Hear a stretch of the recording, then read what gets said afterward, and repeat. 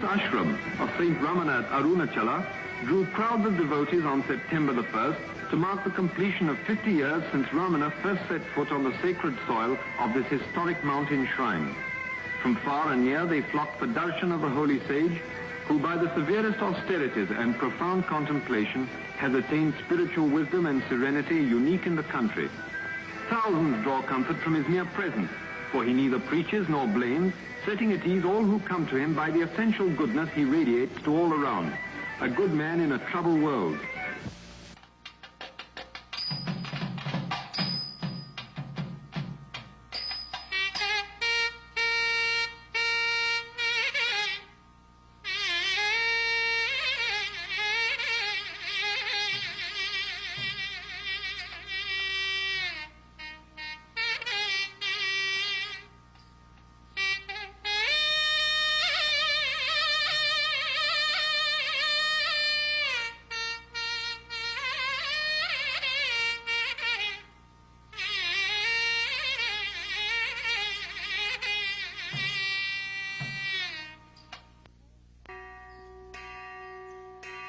In the small town of Tiruchuri, 30 miles from Madurai in South India, Arudra Darshan, a celebration of Lord Shiva, is performed annually with great religious fervor.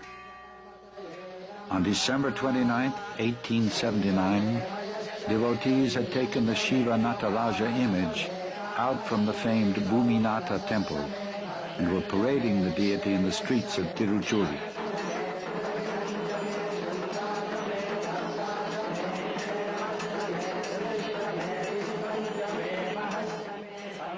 Late at night, about 1 a.m., when the festivities were concluding and the image was being carried back into its sanctuary, a small, sharp cry of a newborn babe was heard just outside the temple wall. The boy, Venkataraman, later to be acclaimed by the world as Bhagavan Sri Ramana Maharshi, was born.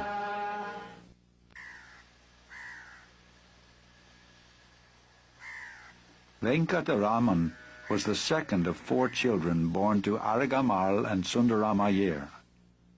Ramana Iyer was a successful pleader in court and a self-made man. He was renowned throughout the area for his generosity and wisdom. The house he built stands as a testimony to this. It was built in 2 separate units, providing an equal amount of space for guests and pilgrims, as for his own family.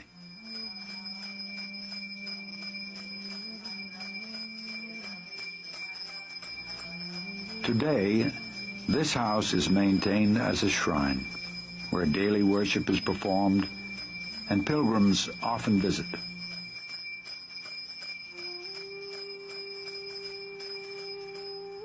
Ramana Iyer commanded respect and reverence from even robbers who would withdraw from attacking his cart when it passed at night.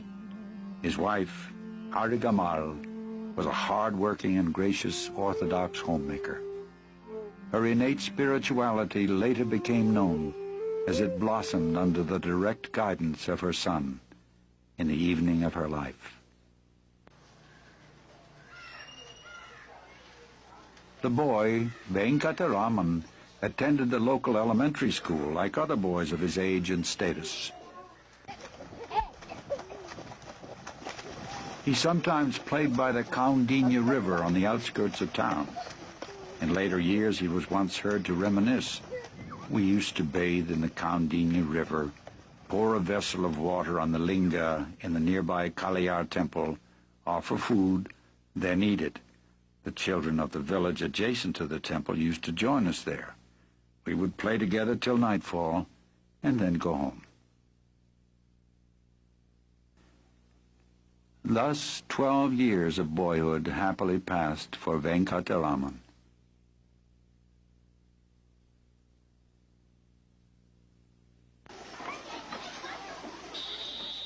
In 1891, he was sent for higher schooling to relatives in Dindigul, where he attended Dindigul Municipal High School. This larger town is about 70 miles north of Tiruchuri. He was living in this house for less than 1 year when the ominous news of his father's serious illness reached him. He immediately returned home, and within a few days, on February 18th, 1892, his father died. With no man to lead the household or adequate income to maintain it, Venkataraman's family was divided among relatives. He and his older brother went to live with their paternal uncle, Iyer, in Madurai. Arunachala, her daughter and youngest son, went to stay with other relatives in a nearby town.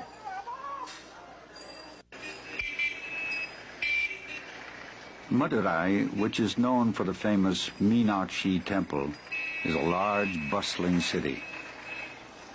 Venkataraman first joined the Scots Middle School, and by the time he advanced to the American Mission High School, it became clear to all that this boy would never be a scholar. He preferred games and athletic activities. If it wasn't for his amazing retentive memory, the neglect he showed toward his studies would have definitely alarmed his guardians. In fact, nothing to this point in his life revealed any real purpose or meaning to him. Swimming in the Vegay River and competing in sports was a happy diversion for him, especially since he was blessed with health, strength, and coordination, enabling him to excel all others. The first premonition of the boy's unusual destiny exhibited itself in November 1895, just before his 16th birthday.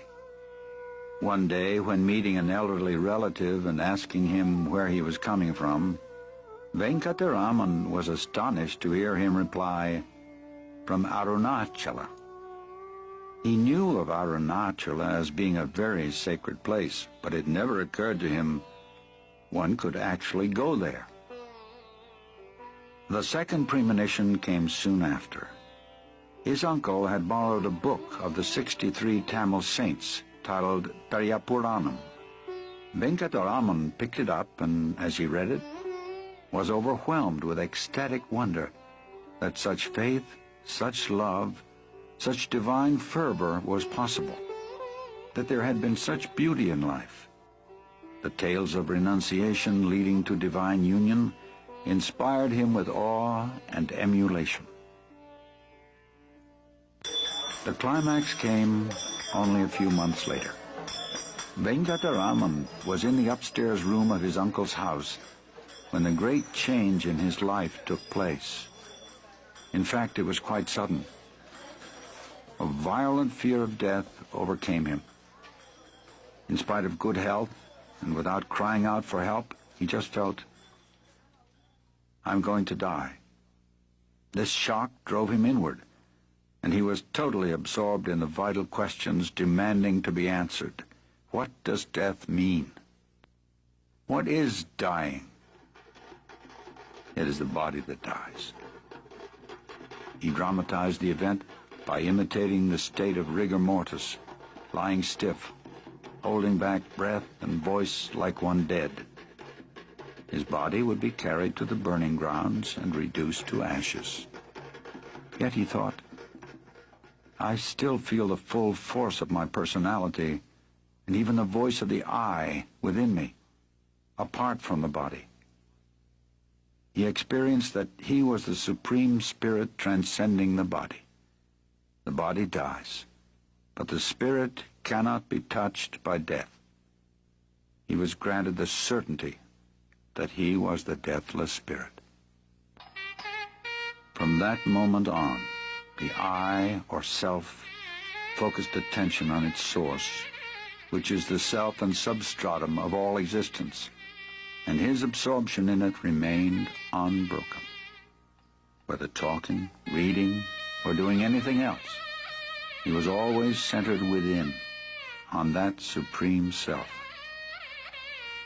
The permanent awakening of this new awareness within him simply meant the transcendence of his individual I or ego sense and union with God.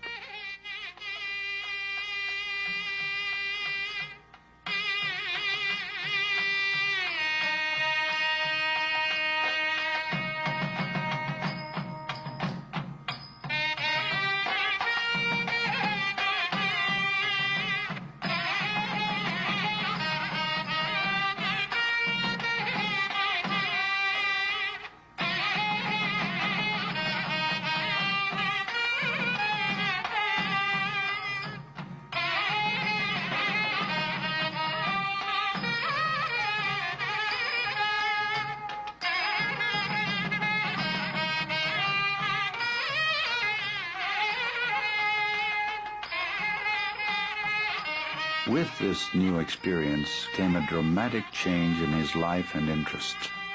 He no longer enjoyed playing games with his friends. He was indifferent to the food he ate, and in his studies, already suffering from neglect, he lost all interest. His preoccupation with the flood of divine awareness awakened in him was all but total. If there was anything at all that attracted him, it was the nearby Meenakshi temple. He would now go there every evening and stand for a long time alone, motionless before the images of Shiva or Meenakshi or Nataraja and the 63 saints. As he stood there, waves of emotion would overwhelm him. The crisis came on August 29th, 1896, some 2 months after the awakening. Venkataraman was attempting to write out an English grammar lesson when the futility of the exercise struck him so forcibly that he pushed the papers away, sat cross-legged, and abandoned himself to meditation. His elder brother, sitting nearby and observing this, rebuked him, saying, "What use is all this to such a one?" Recently he had often scolded him because of his indifference to responsibilities, and pointed out that if he insisted on acting like a renunciate or sadhu, what is the use of staying here and playing the role of a student? This time, Venkataraman recognized the truth of his words, and the moment the thought came as to where to go, Arunachala leaped into his consciousness. Shortly after, he rose and told his brother he had to attend a special class on electricity. Unconsciously providing the funds for the journey, his brother replied, "Then take 5 rupees from the box downstairs and pay my college fees on the way." Proceeding downstairs, his aunt served him a meal, which he ate hastily. He was given the 5 rupees, and then he quickly glanced through an outdated map to locate the nearest train station to Tiruvannamalai. He saw it was Tindavanam, although a railway line had recently been constructed to Tiruvannamalai, where the Arunachala mountain is located.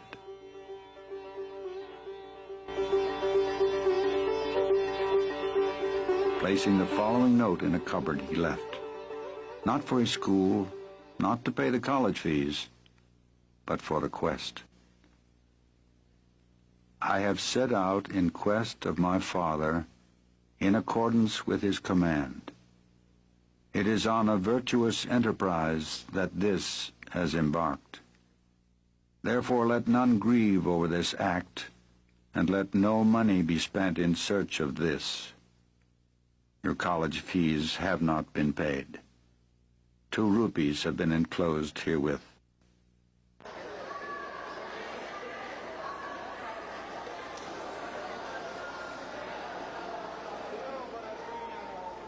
Reaching the train station, looking up the table of fares, he quickly located Tindavanam. Had he looked closer, he would have seen the town Tiruvannamalai, but he was already late for the noon departure.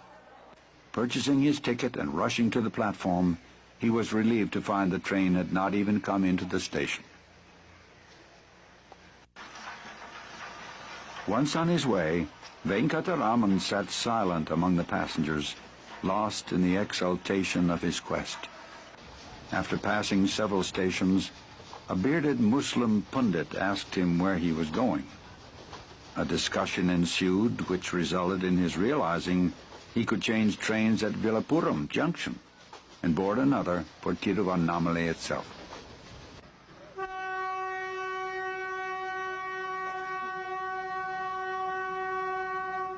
Before dawn the next day, he arrived at Villapuram Junction. When morning broke, he walked into town and looked for road signs for Tiruvannamalai, as he now thought of walking the distance.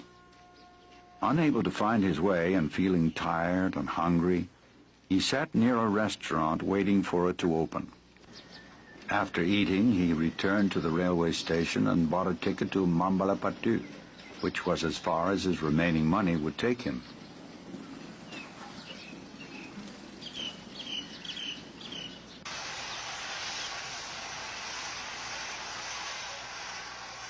He reached Mambalapattu in the afternoon and from there walked along the railway lines toward his destination. A 10-mile walk took him as far as Tirukoilur.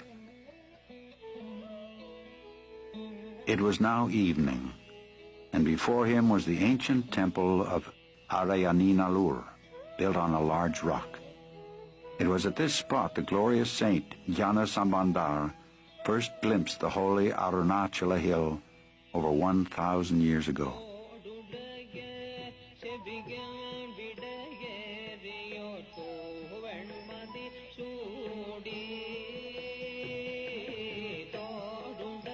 Soon after Venkataraman reached the temple, a priest opened the doors to perform the evening worship. The boy entered, sat in a pillared hall, and immediately beheld a brilliant light pervading the whole temple. After rising and searching to find out from where this light emanated, he soon realized it was from no physical source. He again sat absorbed in meditation, only to be roused by the temple cook, who asked him to leave, for they were locking the temple doors.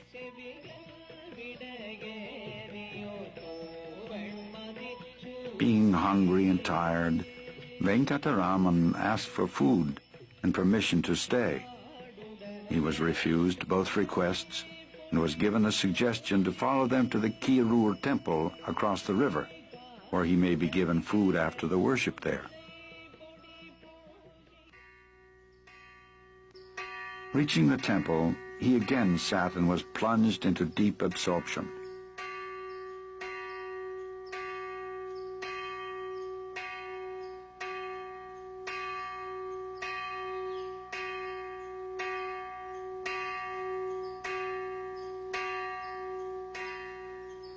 At 9 p.m. the worship was finished and supper was served. He again requested food, and this time the temple drummer, who was impressed with his appearance and devout manner, gave him his own share. By now he had become very tired. He took his leaf plate of food in hand and was led out to a nearby house to obtain some water. While waiting for the water, he collapsed in a faint or sleep. A few minutes later, he came around, drank some water, ate some food, and then lay down on the grass to sleep. Next morning was Monday, August 31st, the birth anniversary of Sri Krishna. When Venkataraman woke, he walked about looking for the road and began feeling tired and hungry again. Tiruvannamalai was still 20 miles away. He stopped at this house near the Kirur temple to beg for food, and the mother of the home warmly responded to this bright-looking boy on this holy day of Sri Krishna. Venkataraman was wearing the traditional ruby-set earrings worn by Brahmin boys, which were worth some 20 rupees. Remembering this, he offered it to the head of the household for a loan of 4 rupees, enabling him to complete his journey by train.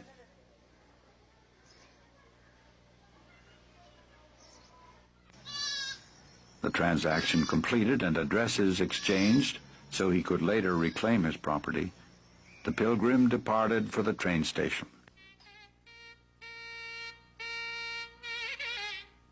He had to sleep that night in the station, for the train to Tiruvannamalai didn't leave until the morning.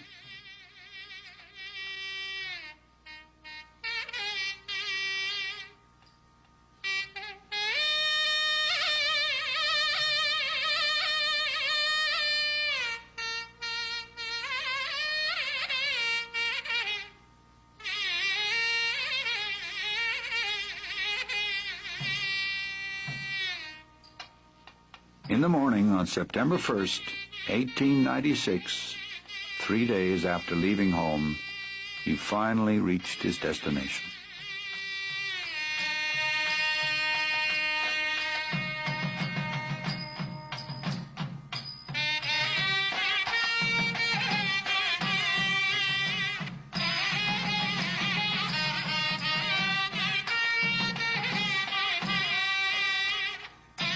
With quick steps, his heart throbbing with joy, he hastened straight to the great temple of Arunachala. In mute sign of welcome, the gates of the 3 high compound walls and all the doors, even that of the inner shrine, stood open. He stood alone in blissful union before the image of his father, Arunachala. The quest achieved, the journey ended.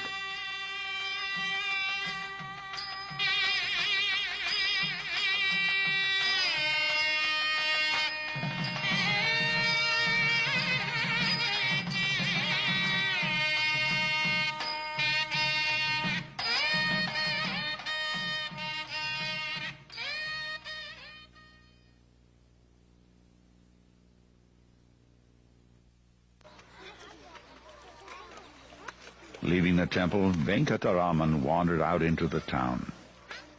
He made his way to Ayankulam tank, into which he threw whatever possessions he had, including about 3.5 rupees in change. That was the last time he ever touched money. Removing his lower garment, he tore off a strip to use as a loincloth and cast the remainder into the tank. Someone, noticing the lad's apparent mood of renunciation, amusingly suggested to him to have the barber remove his hair also. He agreed. Returning to the temple, and just before entering the main gate, a short, hard shower of rain burst down on him. This rain bath, he thought, was sufficient compliance to the scriptural injunction of bathing before taking up the life of an ascetic. All formalities completed, Venkataraman entered the temple and took up his abode in the 1,000-pillared hall.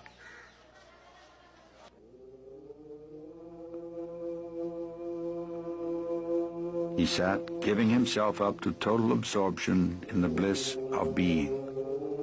Day by day, day and night, he sat unmoving.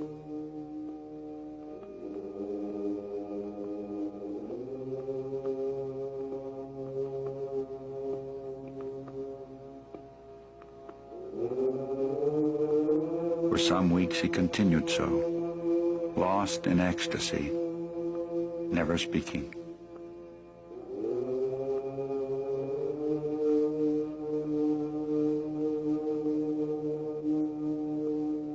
A saint known as Seshadri Swami, who had arrived in Tiruvannamalai a few years earlier, began looking after the Ramana Swami, as Venkataraman was now called. Schoolboys, seeing another boy about their own age, sitting mute, half human-like, began making mischief by throwing stones at him, among other things. Seshadri Swami's attempts to keep them off were not very successful. So Ramana Swami sought refuge in the Patala Lingam, an underground cellar shrine in the 1,000-pillared hall.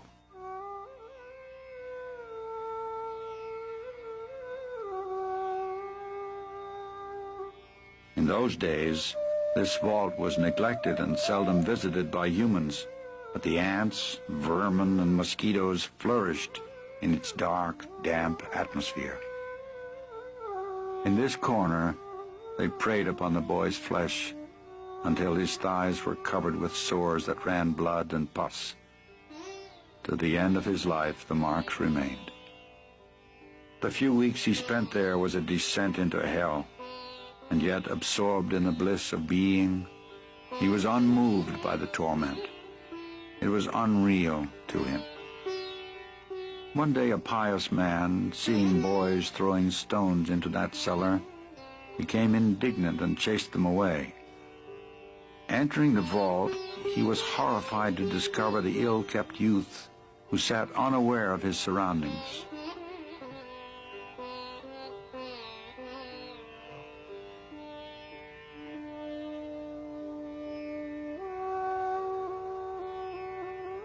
Ramana Swami was then bodily carried out and placed in the nearby Subramanya shrine. One Mona Swami began looking after him. Sometimes nourishment had to be put into his mouth, as he paid no attention when it was offered him. For some weeks he did not even trouble to tie his loincloth.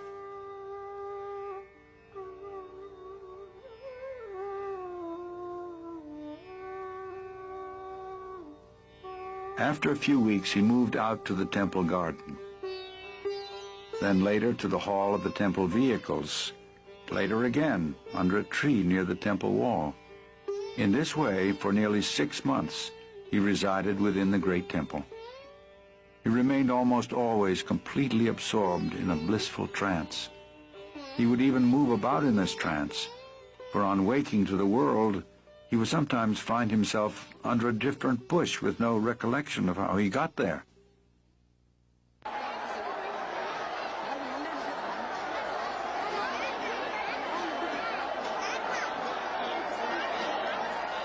The festival of Kartikeya, falling in November or December, would lure thousands of pilgrims to Arunachala annually.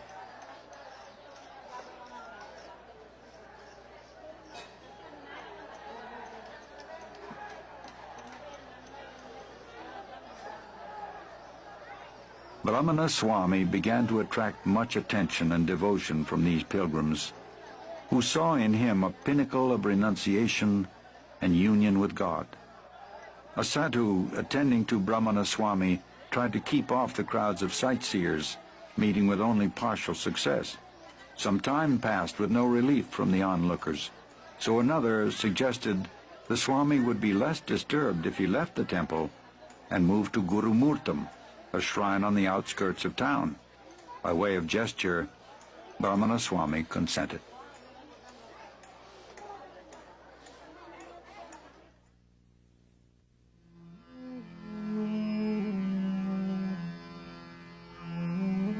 In February of 1897, about 6 months after his arrival in Tiruvannamalai, he left the Arunachala temple for Gurumurtam. There was no change in his mode of life. He would sit in this shrine, his mind and senses merged in the divine. He would eat only 1 cupful of food daily and never speak. Others thought he was observing a vow of silence, but it was not so. He simply had no desire to speak or attend to the needs of his body. His hair grew long and matted. His body was crusted with dirt, and because of lack of nourishment, he had difficulty raising himself when he needed to go out. It was here that a sincere devotee, Ramana Swami, attached himself to the young sage. He consecrated the rest of his life to his service, remaining his attendant for 21 years.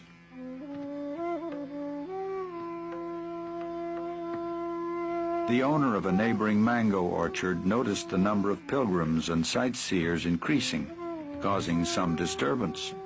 He offered his fenced-in orchard as an alternative residence. In May 1898, after a little more than a year at Gurumurtam, Ramana Swami and his attendant moved into the orchard. The mango trees have long since been cut, and the land is now used for growing rice. But the sanctity derived from the young sage's residence will prevent these grounds from reseeding into obscurity.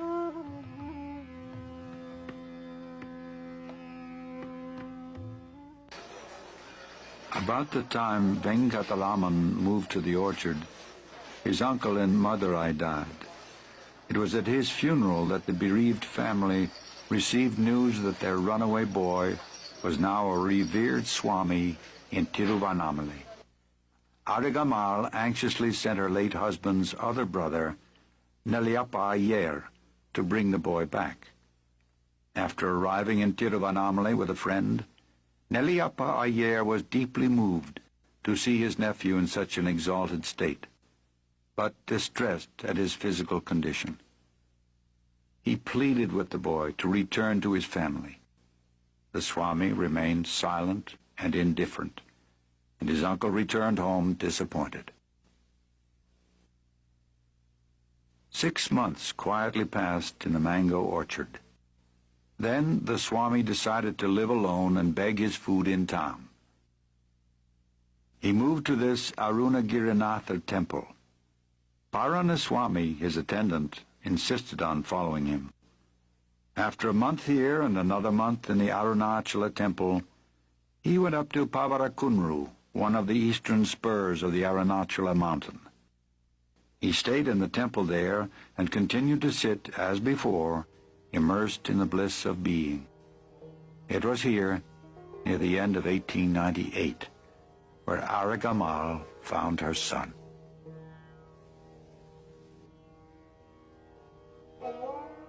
The mother walked up the stairs to her son's abode, and she immediately recognized him, despite his wasted body and matted hair. Day after day she beseeched him, entreated, begged, and even reproached him for not returning home. The boy sat unmoved. In final desperation, she burst into uncontrollable tears. The boy walked away lest his compassion should show and give her false hopes. In the end, he wrote on a piece of paper, "The ordainer controls the fate of souls in accordance with their prarabdha karma.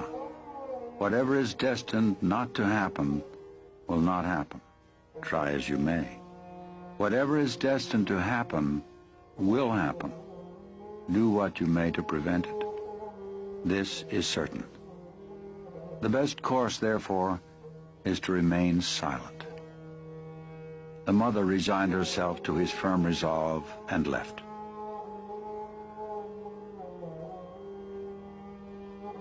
Shortly after the mother left, the Swami moved up on the hill just above the great temple. As varying circumstances dictated, he moved from cave to cave on this slope until 1922, although his primary residence till 1916 was the Virupaksha cave.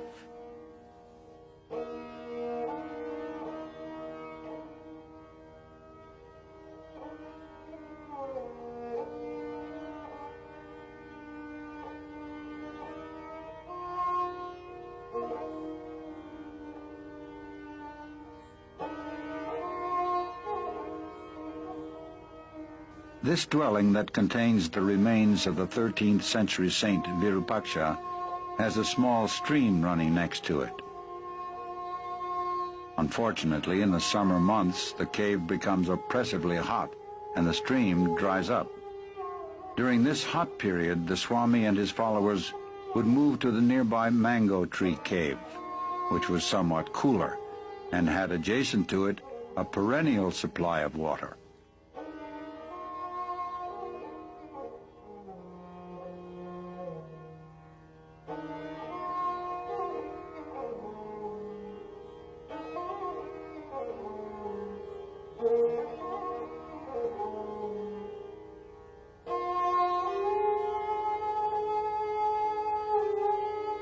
In 1900, soon after his move onto the hill, the first portrait photo of the young Swami was taken. We see a beautiful youth, almost childlike in appearance, yet radiating the strength and profundity of a sage.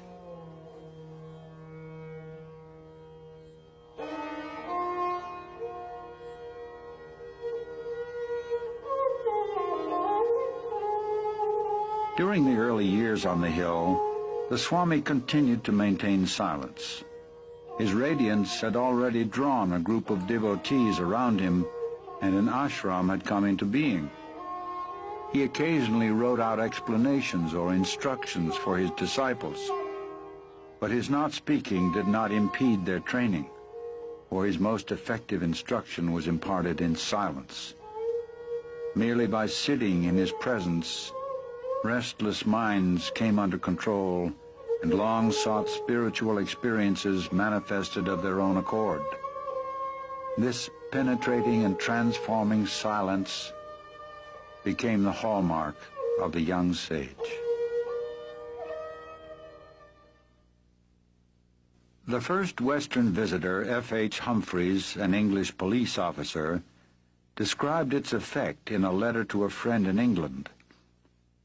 On reaching the cave, we sat before him at his feet and said nothing. We sat thus for a long time, and I felt lifted out of myself. For half an hour I looked into the Maharshi's eyes, which never changed their expression of deep contemplation. I could feel only that his body was not the man. It was the instrument of God, merely a sitting, motionless corpse from which God was radiating terrifically. My own feelings were indescribable. In 1902, one Shiva Prakasam Pillai happened to come to Tiruvannamalai on government work. After hearing of the young sage, he immediately went up the hill to see him and was captivated on his very first visit. He put 14 questions, and since the Swami was still observing silence, both questions and answers were in writing. These answers were later expanded and arranged in book form as Who Am I? This small book, containing his early teachings, remains the essence of all instruction ever given.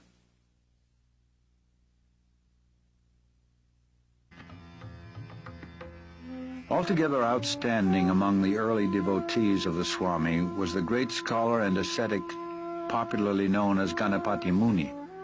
He was a man of towering ability, a child prodigy in Sanskrit, a phenomenal memory, a man of intense sincerity, natural humility, and devotion. His very presence evoked awe and respect. In 1903, as a young man of 25, he moved to Tiruvannamalai, thinking it a good place to perform austerities. By the year 1907, doubts began to assail him. And one hot afternoon, with great agitation, he ran up the hill to the Swami, fell at his feet, and with a voice quivering with emotion said, "All that has to be read I have read. Even Vedanta Shastra I have fully understood. I have performed japa to my heart's content, yet I have not up to this time understood what tapas is. Therefore I have sought refuge at your feet. Pray enlighten me as to the nature of tapas." The Swami turned his silent gaze upon him for some 15 minutes, and then replied, "If one watches whence the notion I arises, the mind is absorbed into that. That is tapas. When a mantra is repeated, if one watches the source from which the mantra's sound is produced, the mind is absorbed in that. That is tapas."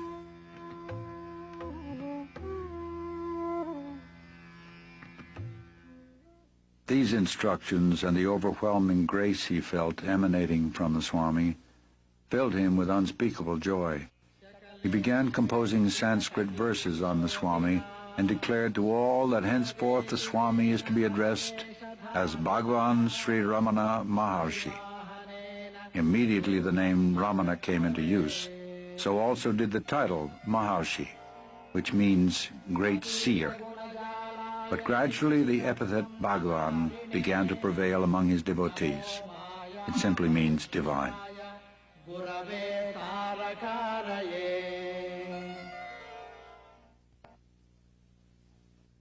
In 1916, Ramana's mother, Arunachala, came to Arunachala with the resolve to spend the rest of her life with her ascetic son. Her eldest son had died. The wife of Nagasundaram, her youngest son, also died, leaving behind a baby boy.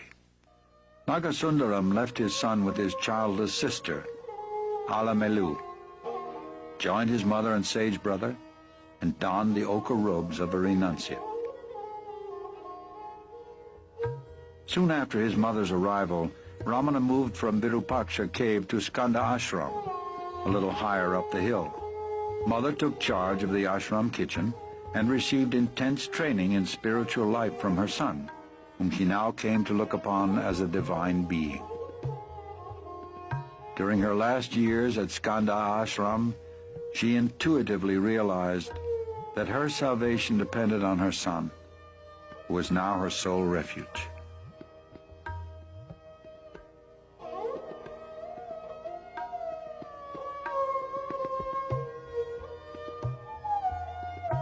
She refused to leave his company even for a day, fearing she might die away from him. She told him, "It doesn't matter if you throw my dead body in the thorny bushes, but I must die in your arms."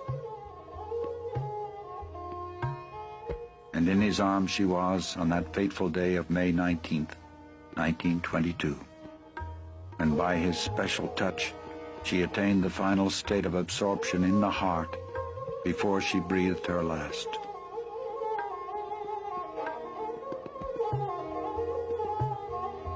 Sri Kunju Swami, who witnessed the mother's last hours at Skanda ashram, describes the scene. On that last day, from 5 o'clock, there was a premonition that this was Mother's final day. Bhagavan sat by her side and put one hand on her chest and the other on her head. Bhagavan was advising everyone to go and eat, because if she died, it was considered unclean by Orthodox people to eat in a house where a death had occurred. Some of the Orthodox ones amongst us went and ate, but others who felt particularly close to Bhagavan didn't think about leaving him to go and eat. Bhagavan continued to sit by Mother's side and kept his hands on her. Different expressions of joy and sorrow were passing over her face. Bhagavan was commenting, "Is Mother in this world? No. She is in different worlds, going through various births and the consequent experiences." When her passing seemed imminent, people like Ganapati Muni, T.K. Sundaresha Iyer, and others decided to recite from the Vedas. On the other side, Sharanagati Ramaswamy and a Punjabi gentleman started reciting Ramajapa. Without any forethought, we joined in with the singing of Ramana Maharshi and Arunachala Shiva. Amidst this loud singing and reciting of various scriptures, Mother left the body. Still, Bhagavan continued to keep his hands on her heart and head. We wondered why he was still seated like that. Then he explained, "When Palaniswami was breathing his last, I did the same thing. I thought the soul had subsided in the heart and removed my hands. He opened his eyes and the life force left through the eyes. So this time, to be certain, I'm keeping the hands on longer than needed." I learned this important secret from Bhagavan that day. He then got up and we all ate. After eating, we gathered again near the body without any feeling of pollution. Ganapati Muni had raised the question about the possibility of a woman attaining the state of realization in Ramana Gita. Bhagavan had said that the state of realization does not relate to the form of the gross body. So we all felt satisfied that Mother had attained liberation and were happy. Happier indeed because we saw that Mother's face and body were now radiating such luster and light. The mother's body was carried down to the foot of the southern slope and buried with all the ceremony and rites according to a liberated soul, a jnani. A shrine was erected over the grave, and the Maharshi would visit it almost daily.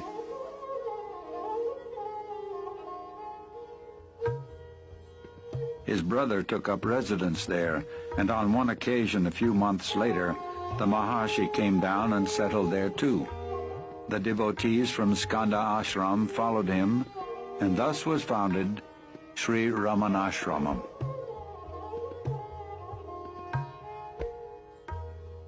At first there was only a thatched hut built over the mother's grave. But as seekers and devotees began pouring in from all over India and abroad, buildings were constructed to accommodate them. A 40 by 15-foot hall was built to house the Maharshi, and although he preferred every sort of simplicity, a couch was forced upon him. This became his home for most of the 24 hours of the day.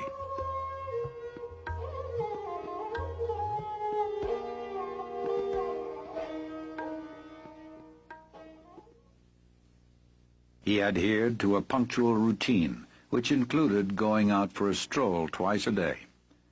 At these times he would walk up on the slopes of his beloved Arunachala hill, and if any attachment to anything could be said of him, it was surely an attachment to the hill.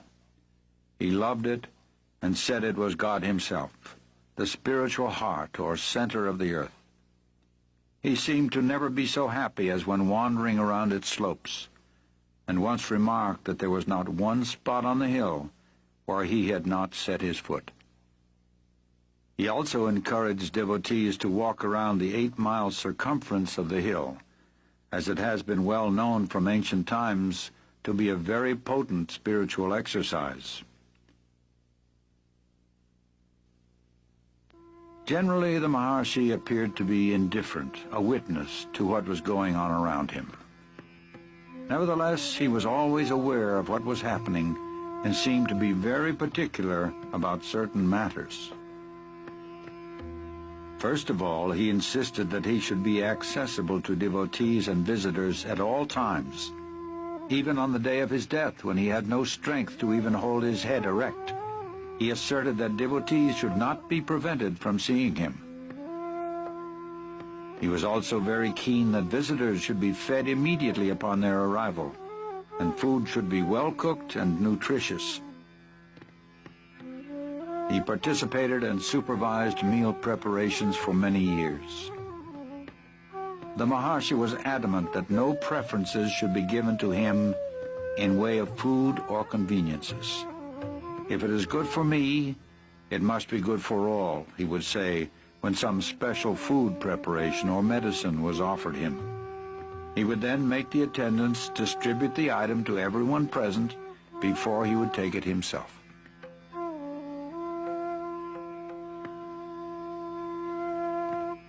In his company, one would notice a total absence of distinction between men and women of different castes and creeds, of different races and religions, between a prince and a peasant, an ascetic and a householder.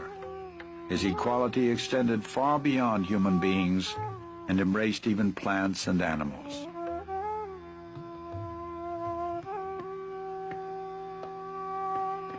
His love for and affinity with animals can be compared only to that wonderful child of Christ, St. Francis of Assisi.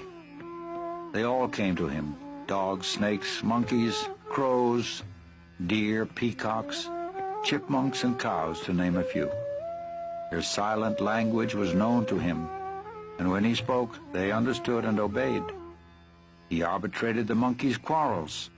He has been known to speak to the wild leopards and cobras, and the whole animal kingdom accepted him as their guardian and defender. All felt his grace and acted with intelligence in his presence. He considered every living creature as equal, and those who came to him deserved an equal share to the land and resources of Ramanashramam. He often mentioned that this was their territory all along, and we humans have just come and occupied it. If they could speak, they would claim their rights as well. Besides this, he maintained that every creature, from man down to the smallest insect, was an equal manifestation of the Supreme Self, the imperishable One. And even an animal can progress spiritually and on rare occasions attain liberation. This was demonstrated in the life of the cow Lakshmi. For over 20 years she lived in the ashram and exhibited a rare devotion to Bhagavan and intelligence in all matters. Bhagavan fully reciprocated her gentle devotion, and on her last day, when her end was near, he went to her. "Amma, Mother," he said, "you want me to be near you?" He sat down beside her and took her head in his lap. He gazed into her eyes and put his hand on her head and also over her heart. Holding his cheek against hers, he caressed her. Satisfied that her heart was pure and centered on God, he left her. Shortly after, she left her body quite peacefully. She was buried with full ceremony, and a stone bearing her likeness was erected over her grave.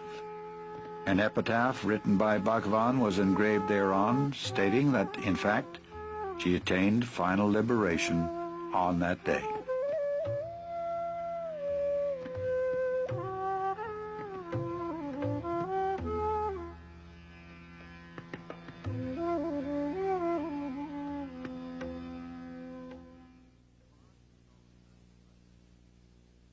The Maharshi was always very tidy and clean.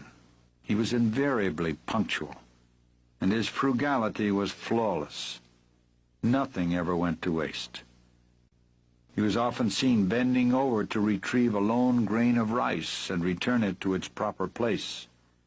Whatever work he performed, he did with full concentration, with greater speed and perfection than anyone could match. And all the attention lavished on him didn't affect him. He never wanted anything from anyone. He was fully satisfied with the pristine fullness of the Supreme Self. As for human attributes, his personality and character bordered perfection.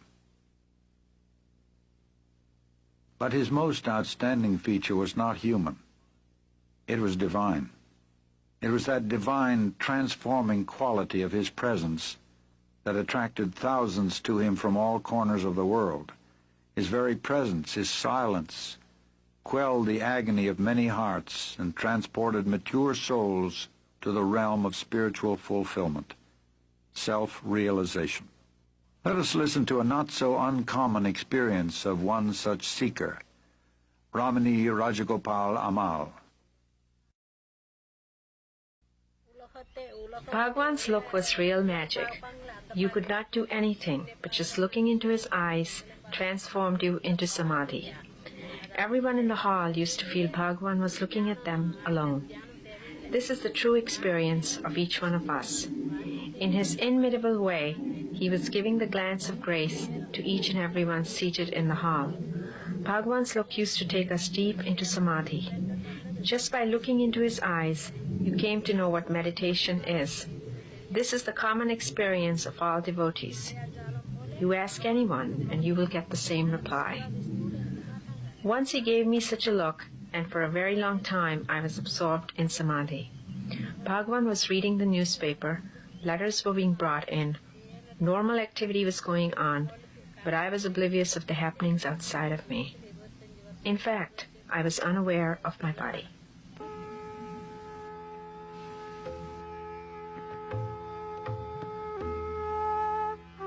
The sincere seekers flocked to him, and the intensity of their sincerity was reciprocated in full in an unseen manner, known only to the seeker. He explained to the devotees that although one may see varied visions, hear supernatural sounds, experience clairvoyance, even develop occult powers such as invisibility, the materialization of objects, and so forth, it is not until the mind is perfectly silenced and sunk into the heart, the seat of the Supreme Self, can the final truth be realized and perfection attained. With or without visions, his guidance would take them beyond the limitations of body and mind and awaken the pure awareness of the self in the heart. Professor N.R. Krishnamurti Iyer, an ardent senior devotee of the Maharshi, recalls his experiences while sitting before the Master in 1934. For a number of hours. Sometime about the midnight, I never moved about. I simply stayed where I was. I was unconscious of what things are happening around. The light, just you see light from a concave mirror being focused, a parallel beam. When you project on a concave mirror, it is focused on a point, focal point. That focal point was the heart. At that focal point, all that light was drained. The heart was open. The Kundalini Shakti was completely sucked into that heart. That was seat of Arunachala, Ramana.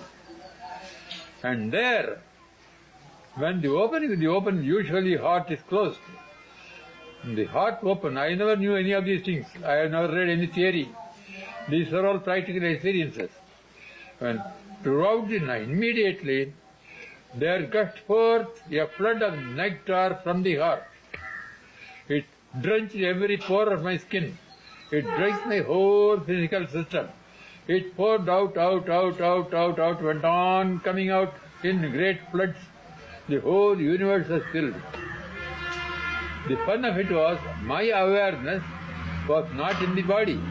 My awareness was over the whole of the space, filled by that nectar. The whole universe was nectar. Nectar, I call it ether. You may give it a name, something very subtle, but alert with awareness at every point. And that all the bodies there, living and non-living, were simply like flakes, snowflakes, floating in that ocean of nectar.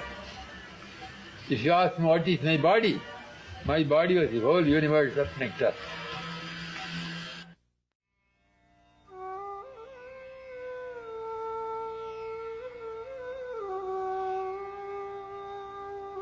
By his look and the power of his presence, he effected subsidence of the mind and the experience of the one perfect reality. He often said that the true teaching was in silence, but this does not mean verbal expositions also were not given. And although he authorized many different methods of spiritual practice, he, however, laid the greatest emphasis on the path of self-inquiry.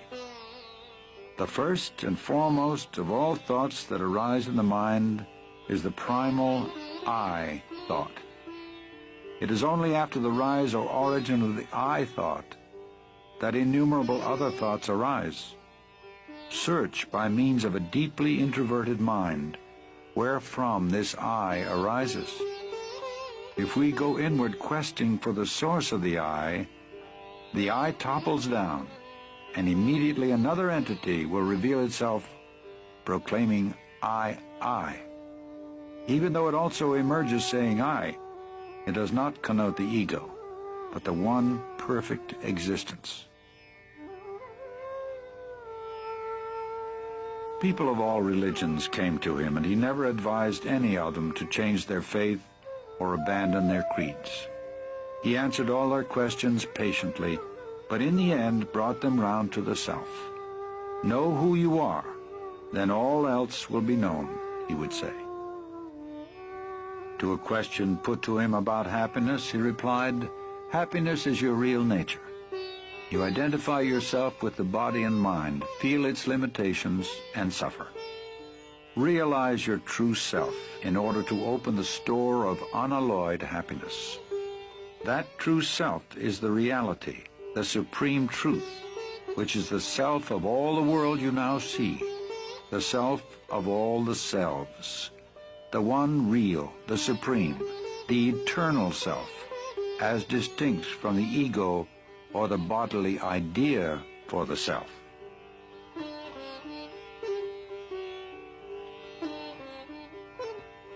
He never advised anyone to renounce their families or move to the forest.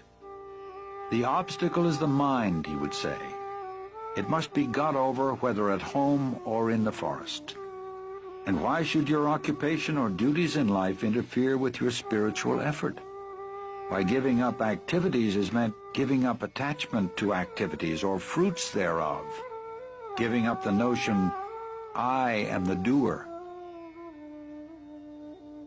The practice of his teaching doesn't require outward rituals or ceremony. It takes one straight to the source of one's own being, which is the source from whence all religions spring and must ultimately resolve. It can be practiced by men and women of all walks of life, regardless of their environment.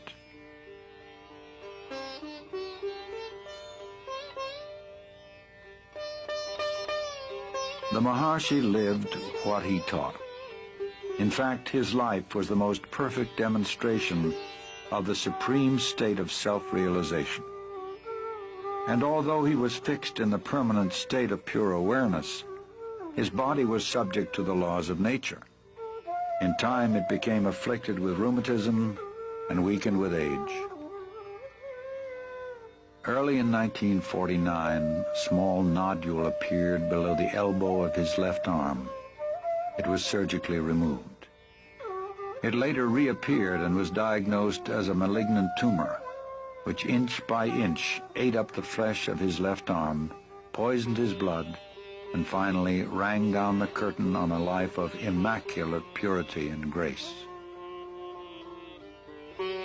Throughout his final year, there appeared to be terrible suffering, but the Maharshi never complained.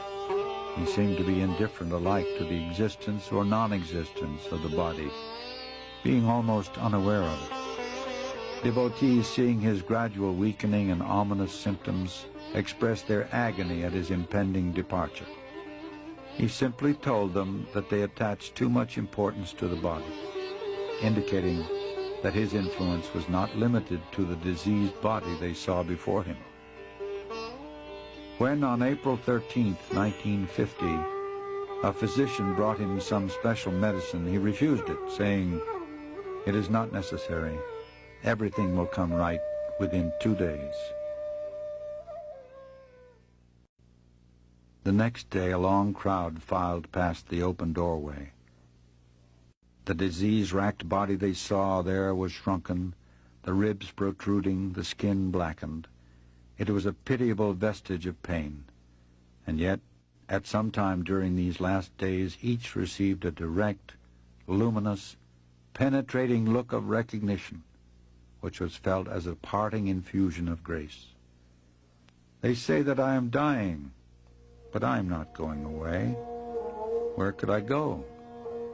I am here."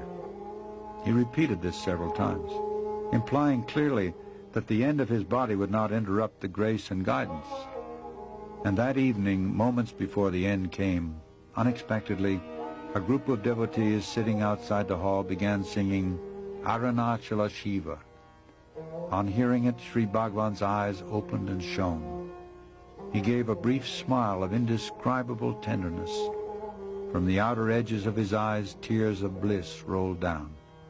One more deep breath, and no more. There was no struggle, no spasm, no other sign of death, only that the next breath did not come. At that very moment, an enormous star trailed slowly across the sky and disappeared behind the holy Arunachala hill. Many saw it, even as far away as Madras, and felt what it portended. It was exactly 8:47 p.m., April 14, 1950. Next day, a pit was dug and the body interred with divine honors. The crowd, packed tight, looked on in silent grief. A lingam of polished black stone, the symbol of Shiva, was consecrated over his tomb. Crowd dispersed.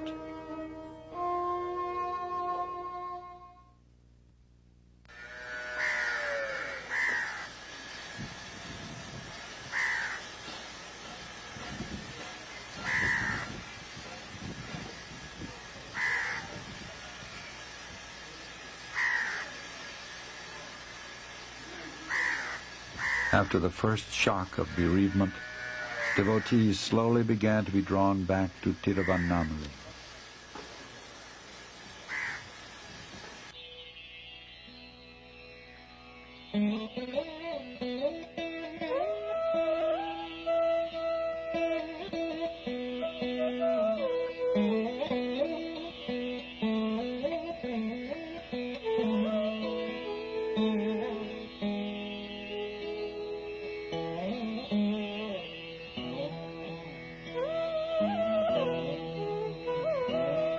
They say that I am dying, but I am not going away. Where could I go?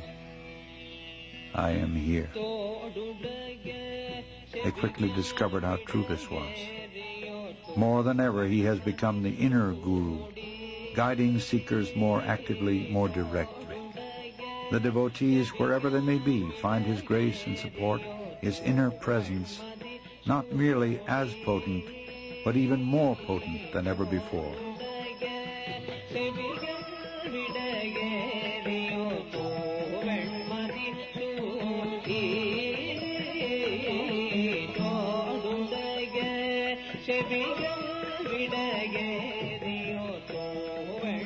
And since the disappearance of his bodily form, his name and fame have been growing day by day. Now, in greater numbers, thousands flock to his tomb and feel the powerful influence of his presence. Houses and cottages have sprung up in and around his ashram.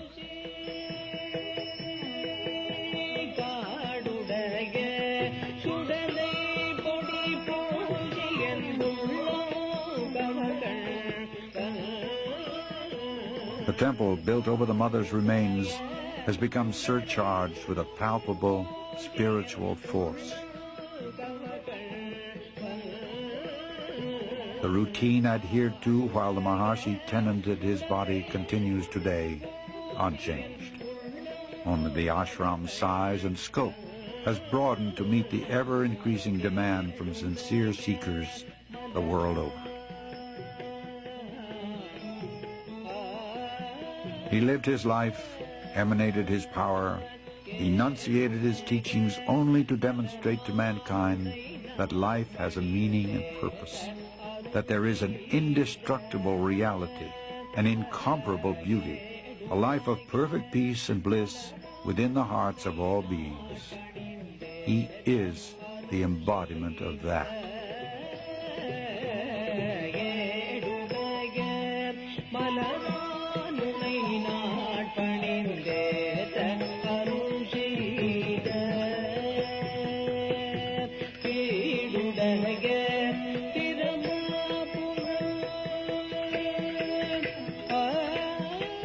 A visit to Sri Ramanashramam intimately binds one to the divine presence of Bhagavan Sri Ramana Maharshi.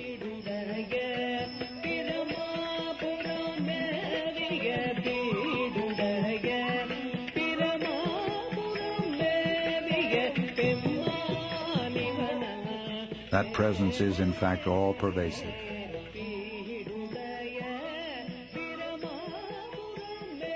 It is here and now. It is the self of all.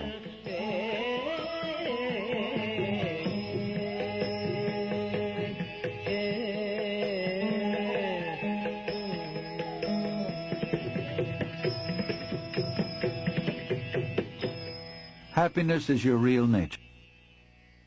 Realize your true self in order to open the store of unalloyed happiness.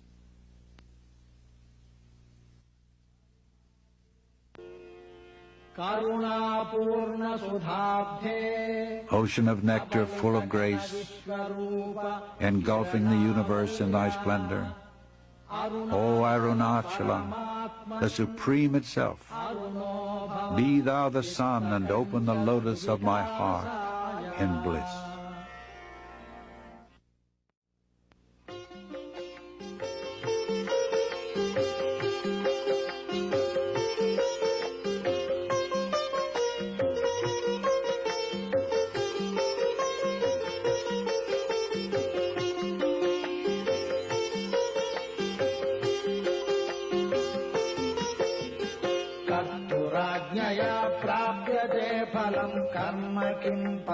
कर्म तज्जडम् कृतिमहोदधौ पतनकारणम् फलमशाश्वतम् गतिनिरोधकम् ईश्वरार्पितम् नेच्छया कृतम् चित्तशोधकम् मुक्तिसाधकम् कायवाङ्मनः कार्यमुत्तमम् पूजनम् जपश्चिन्तनम् क्रमात्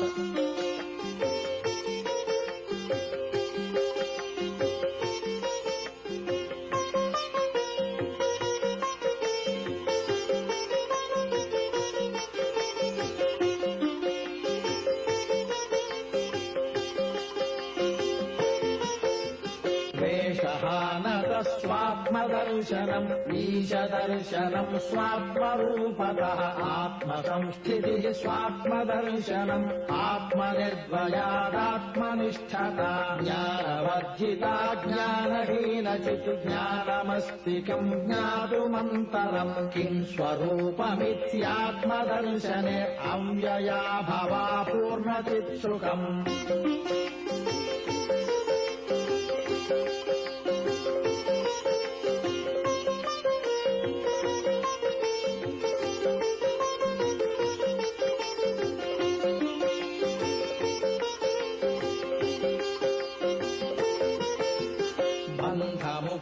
ीतम् परम् सुखम् विन्दति जीवस्तु दैविकः अहमपेतकम् निजविभानकम् महदिदम् तपो रमणवागियम्